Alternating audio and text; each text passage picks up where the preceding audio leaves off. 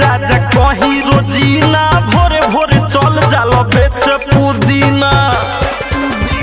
आए हाय एहो तोहरा के ये राजा कहीं रोजीना भोरे भोरे चल जाला बेच पुदीना। तोरो जीवन हिस्से आवेला काट के ठंडी में मंडी बन कर पियऊ साया से मुँह सुता झाप के। ठंडी में मंडी बन कर पियऊ साया से मुँह सुता झाप के।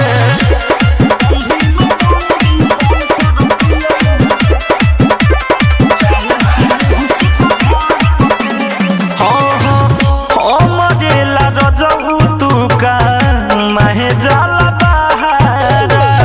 डर लागे हमरा कुछु हो न जाए तहारा। मरेला रजऊ तू का माहे जाला बहारा। डर लागे हमरा कुछु हो न जाए तहारा। गरम के रखा अपना साप के ठंडी में मंडी बन कर पियऊ साया से मुँह सुता झाप के। ठंडी में मंडी बन कर पियऊ साया से मुँह सुता झाप के।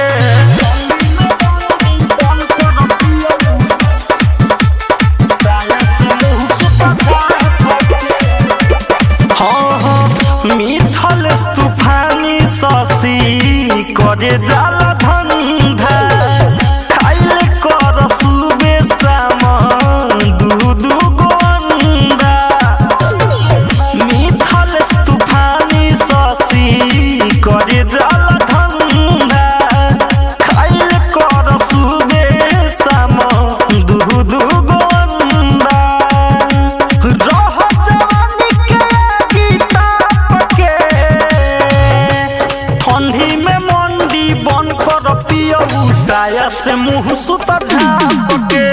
ठंडी में मंडी बन कर पियऊ साया से मुँह सुता झाप के। Recording studio Motihari. Contact number 91 23 12 12 58।